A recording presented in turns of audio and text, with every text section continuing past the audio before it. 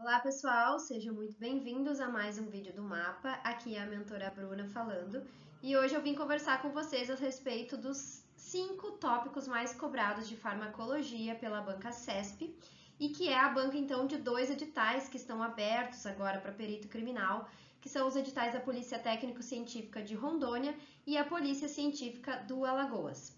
Então, já que vocês pediram no vídeo anterior do Anderson, né, que falou a respeito dos tópicos mais cobrados em química, eu resolvi trazer então para vocês os tópicos mais cobrados dentro de farmacologia, que estão então, os tópicos estão exatamente iguais farmacologia desses 2 editais da banca CESP. Então, vamos lá. Dentro do nosso levantamento do mapa, a gente viu que os principais tópicos, os mais cobrados dentro de farmacologia são tópicos básicos. Então, olhem só, para quem nunca estudou, né, então já dá para começar estudando pelas bases da farmacologia e já ir ganhando conhecimento, porque de fato esses são os assuntos mais cobrados. Então, farmacocinética e farmacodinâmica estão no nosso topo de tópicos mais cobrados pela banca CESP. Claro que aqui eu fiz um apanhado geral, tá, de farmacocinética e farmacodinâmica, tanto para a área pericial, né, para a área policial, como para outros cargos. Então, seja questões, né, de múltipla escolha, como é o caso da Politécnica de Rondônia, ou questões de certo e errado, como da Polícia Científica do Alagoas, esses 2 tópicos, então, foram mais cobrados pela CESP. Farmacocinético, o que é importante estudar? Via de administração das drogas, absorção, biodisponibilidade, meia-vida das drogas, distribuição, biotransformação e excreção. Então, todo aquele caminho, né, que as drogas, medicamentos, substâncias químicas vão percorrer no nosso organismo.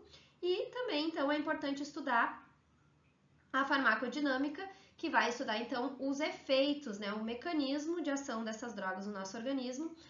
Então, é importante estudar a questão da interação droga-receptor, a relação dose e efeito, sinergismo, tipos de antagonismo, eficácia e potência de uma droga. Se a gente for pensar, então, no quantitativo, né, farmacocinética, foram encontradas 872 questões sobre esse assunto, correspondendo a 32% das questões de farmacologia encontradas. E farmacodinâmica, então, foram 654 questões encontradas, correspondendo a 24% das questões pesquisadas, né, pelo nosso levantamento dentro de farmacologia. Então, é um peso bem grande, é bem provável que a banca cobre, então, esses assuntos na prova de vocês, tá? Um apontamento dentro de farmacodinâmica, aquela parte da interpretação dos gráficos, né? Se é antagonismo competitivo, o que acontece com a eficácia, né, ou com a potência de uma outra droga quando o antagonista competitivo é colocado, né, também, né, exposto no mesmo organismo. Então, isso é importante saber. Aí, o tópico 5 dos 2 editais trazem todas as drogas que atuam em nível de sistema nervoso central. E aí, dentre essas drogas que vêm elencadas, as 3 principais, né, para completar os nossos 5 tópicos mais cobrados em provas, a gente traz, então, os hipnóticos e sedativos, né, e os ansiolíticos, então, que somados corresponderam a 340 questões, então 12% das questões pesquisadas, e também os neurolépticos, com 162 questões, correspondendo a aproximadamente 6% das questões pesquisadas. Além, então, né, tem outras drogas que atuam no sistema nervoso central. O abuso de drogas, dependência e tolerância, se a gente for pensar nele num tópico isolado, também é um assunto muito cobrado. Então, 228 questões foram encontradas que correspondiam a esse assunto, correspondendo então a aproximadamente 8,5% das questões pesquisadas. Claro, pessoal, eu não estou dizendo para vocês que vocês têm que estudar somente isso, mas se puder priorizar, já saibam que esses assuntos tendem a ser mais cobrados. Então, numa lógica de estudo, começando por farmacocinética e farmacodinâmica, que é importante, né, saber essa base da farmacologia, e aí depois adentrando as drogas que vão atuar no sistema nervoso central, ou também conhecidos como psicotrópicos. Além desses que eu citei aqui, eu também destaco a importância de vocês estudarem, tá, os estimulantes do sistema nervoso central e as drogas que são consideradas alucinógenas. Por quê? dentro do âmbito pericial. Essas são substâncias que são muito utilizadas como drogas de abuso, né? A gente tem como exemplo de estimulante a cocaína, de alucinógeno a gente tem LSD, a própria maconha é classificada como um alucinógeno. Então é muito importante que vocês também não negligenciem esses assuntos, não é porque eu destaquei 5 assuntos principais aqui que vocês vão deixar o restante de lado. E aí outra coisa que é interessante é que a CESP costuma cobrar as questões, né, misturadas com os diferentes assuntos. Então ele não vai te cobrar uma característica, muito dificilmente vai te cobrar uma característica específica de um hipnótico. Ele vai misturar os conceitos farmacocinéticos, farmacodinâmicos, a questão de abuso, dependência e tolerância daquela substância.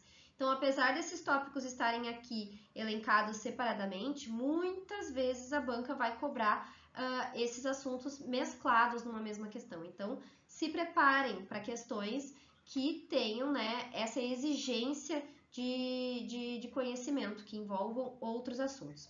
Além disso, os psicotrópicos em farmacologia, eles são muito importantes porque dentro da toxicologia, a toxicologia desses 2 editais também cobra a parte de agentes psicotrópicos. Então, aproveitando, né, para estudar, estudem a farmacocinética, a farmacodinâmica, mas também entendam os efeitos tóxicos e deletérios que essas substâncias vão causar num organismo vivo, para já fazer o apanhado para a toxicologia, certo? Então, pessoal, a dica de hoje era essa.